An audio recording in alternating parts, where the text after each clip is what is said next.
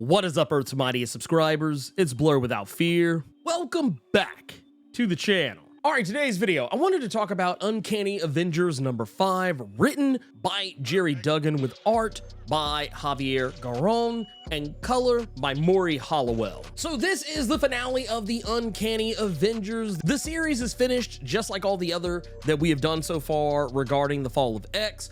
And in this one, the Captain America clone, formerly known as Steve Rogers, now known as Grant Rogers for Captain America's middle name. This character has been going by the name of Captain Krakoa as of late, who is also known as Hydra Cap. He is finally unmasked, and once again, I told y'all. Anyway, the real story here is not the reveal of Hydra Cap as Captain Krakoa, and not even really the reveal of how this all came into play. There are some conversations that are shown of how Dr. Stasis had sold this whole thing to Hydra Cap, which honestly, this is all stuff I have said before. I've told you this is probably how this was all going down. All it does is just reaffirm the reasonings why Hydra Cap wanted to do things the way that he wanted to do them. With everything that's been going on since this whole thing started, with the Daredevil-centric character Ben Urich, who has been trying to help the X-Men expose Orchis for the Nazis and fascists that they truly are, Ben, who at this particular juncture is seemingly not under the effects of any of the 7 deadly sins, specifically envy, as it was revealed in Daredevil number 4. This all kind of seems to be taking place before the fact, but Urich is unloading the whole story about Orchis and is doing this all through the Daily Bugle, which he is technically owner of. The truth about Orchis, what they've been doing, how they resurrected Hydra Cap, and how they are operating in the shadows and framing mutants for the crimes of evil humans. Not only that, but Hydra Cap has had his own day in court. We don't really get to know the full truth behind what happened. That said, we know the Kingpin has turned state's evidence against Orchis. He has corroborated the stories of mutants, as well as what Ben Urich has been putting into the Daily Bugle, and this should be an open and shut case. It should pretty much be over for Orchis.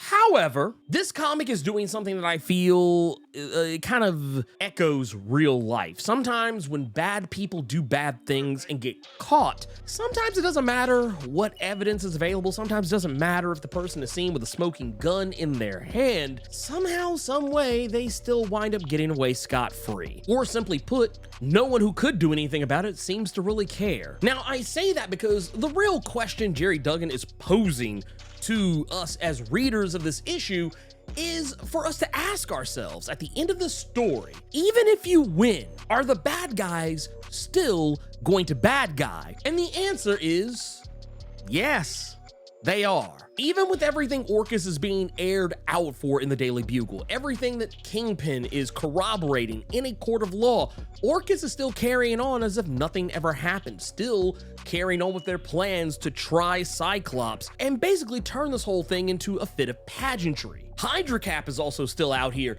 giving speeches, dog whistling to his Hydra loyalists, some of which are in the crowd as he speaks, some are even guarding him as he's giving his speech. And regardless of Hydra Cap's crimes being on full blast, he's as brazen as he pleases and ignores the facts and only plays to the base. He says the quiet parts out loud where he wants, but he also plays coy where he wants to, revealing the plan and all its grossness, but doesn't even really reveal how the truth is much worse than the lie when he talks about what he wants for mutant kind, making it seem as though he actually wants peace for mutant kind, when in truth, what he really wants to do, instead of just saying that he wants to round up all mutants together so they can be together in peace, what he actually means is he wants to round them all up so that he can kill them all and that they will rest in peace. That is what he actually wants. He's using people's anti-mutant sentiment and turning it towards his own ends because he knows that people are upset about the fact that mutant kind showed a lot of superiority when they revealed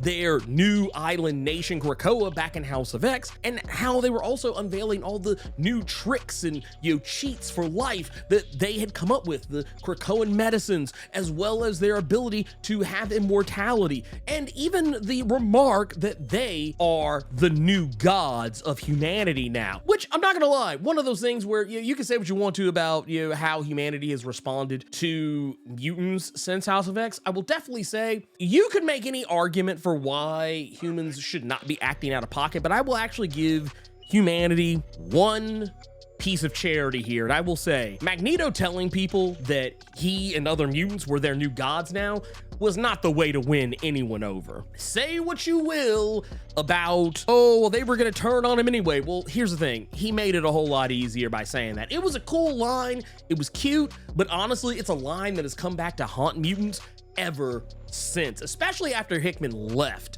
the X-Men franchise. It's a line I've actually seen come up in quite a few different comics, especially in the last couple of months, referencing the "you have new gods now" part. All of that aside, I feel like the things that Hydra Cap is saying here, especially some things where he even goes as far as to twist one of the titles of one of the most iconic story arcs in X-Men history, God Loves, Man Kills, by flipping it to Man Loves, Mutants Kill. Like, it's one of those things where he's taking that classic storyline and flipping the dynamic of it, trying to make it seem like humanity is so oppressed. And in fact, that's not the case. Mutants, even while being on that island, were still pretty damn oppressed. It's just that they weren't living in one single place that humanity actually had any actual say over what happened to them. All in all, the argument that keeps coming back up across a lot of these House of X, or rather Fall of X books, is not sharing. And that's kind of the funny thing here when you think about it, because that's something I've seen, even if you go over to the Uncanny Spider-Man side of things, if you go over to like the stuff that was going on with maybe not so much X-Men Red, but maybe you could maybe touch on some of the other X books, like maybe even the core X-Men title, and even over on the Invincible Iron Man side of things, where you will catch these people say, well, if they just would have shared what they had. And the thing is, I don't think that would have mattered either. If the mutants would have actually shared in equity with humanity the things that they had access to, they still would have been hated. There still would have been people who have been angry about it. However, I do feel like there would have been a lot less angry people, and it would have been a lot less easy for Orcus to manipulate things against them. And once again, this is coming from a guy who is a huge House of X stan, so if I can say it, then take with that information what you will. The other thing that goes on here that is of note is that Hydra Cap changes his name in this issue. He takes up a new moniker, supposedly. I don't know if this will actually stick, but supposedly he's no longer Hydra Cap, but now the all new, all different Flag Smasher. Now, this is a name that will likely strike a chord with some people who are only familiar with the MCU. The Flag Smashers were the name of the terrorist group that we saw as the villains of the Falcon and Winter Soldier Disney Plus series, though that name is actually synonymous with an actual Marvel Comics villain, a Captain America villain at that, called the Flag Smasher, and that's technically the moniker he's taking up. Well, I don't know, once again, I don't know if any of this will stick. I honestly don't think it will, though who knows, maybe it will, but I feel like the clone of Captain America is always going to be referred to as Hydra Cap, no matter what, no matter how much he tries to distance himself from Hydra. But we know at the end of the day, he will always be Hydra Cap, because we even see at a point where someone literally refers the fact that he is still trying to reinvigorate Hydra on the slick, and just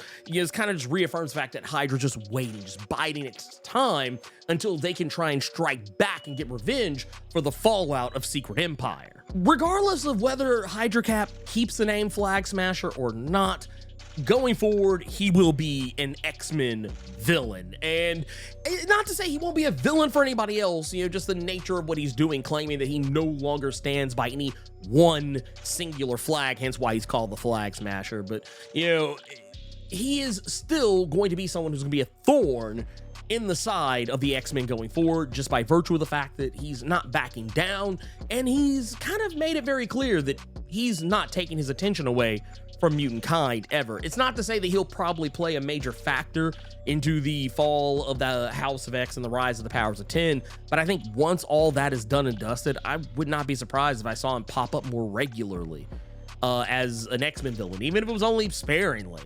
As for the rest, we get some pretty cool moments. There are actually multiple callbacks in this issue towards Deadpool's actions during Secret Empire. It's actually something that comes up multiple times throughout the comic as a whole, because for those who may or not remember, Deadpool worked for Hydra Cap during the whole Secret Empire bit. He thought that that was the real Captain America back then, and he even did some terrible things for that version of Captain America, for Hydra Cap, believing he was working for the real, true Steve Rogers. He was responsible for the assassination of Agent Phil Coulson during Secret Empire, and it was one of those deals where you could tell that, like, he was finally feeling like he was making up for that in this issue.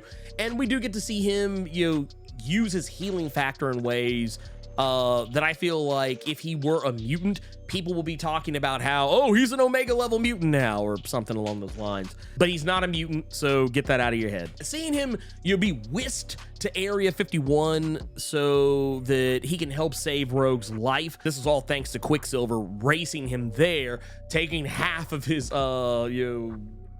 bisected body damn near, allowing Rogue to get a hold of him so that Rogue could borrow his healing factor so that way she survives the nuclear blast of the bomb that Hydra Cap had planted in Empire State University during Uncanny Avengers number 3. That was all a really cool moment. There's lots of other really cool and interesting moments in here as well. I do hate that Blob doesn't get to have a hero moment. I was hoping Blob would get involved in this and make up for falling in with Hydra Cap, but other than that missed opportunity, this series wasn't meant for everyone to get to go down swinging. Just, it's not what it was for, and I'm not surprised that that's not the case. It does, however, make sure that the Unity Squad is back. Rogue is in her original Uncanny Avengers fit by the end of this story, and the Unity Squad itself now seems to be on the exact same page, whereas they were kind of going back and forth fighting over what was the right way, who was going to be the leader, and how was this going to play out going forward. Now it seems more like Rogue and Captain America are on the same page. They are willing to co-lead this team, and Captain America is taking a hard stance to fight for mutant rights going forward. So I like what this is setting up, even if it is the end of the series, or if it carries on after, or if it comes back later at some point. I don't really know, but I like that this ended where it did. And kind of like all the other Fall of X books, I do feel like it was kind of a race to the finish. Like, they had only so many issues to do. Each of these books were like 5 issues with the exception of a couple. And I feel like, yeah, sometimes they just had to rush. They had to rush to the end. Like, maybe they might have needed one more issue. And there were some I felt could have ended in 4. But I do feel like this is one of those, I almost wish maybe it would have gotten one more issue at the very least to kind of, I don't know, maybe flesh some more things out. But all in all, not a bad way to end it. I'm honestly, at this point, I'm kind of just ready to get to the crossover. I'm ready to just get to that and be done with it. I've already kind of seen the writing on the wall with the stuff that's going to be coming up in July with the new X-Men title that is going to be released, and I'm actually just more interested in how we get to that versus how we get to the crossover, if that makes any sense. I want the crossover, but I just know it's just going to be a lot going on, and I'm just kind of ready to get to it. I know there's some people who feel like the House of X era is ending too early, but for me, and I guess maybe it's because I'm terminally dialed in, I literally read pretty much everything that comes out for this stuff. So for me, it's been a long time, so I'm ready for it to be done, and more importantly, ready to see where it goes next. But anyway, if you want to see more of my videos breaking down the X-Men as well as other comics from Marvel and DC, make sure you hit that subscribe button and tap that notification bell, so that way you don't miss anything. Thank you so much for taking the time to watch this video out of a litany of other things you could have been watching on this platform. And until next time, let me know what you thought about Uncanny Avengers number 5 and the series as a whole. Keep it plus ultra and sound off in the comments.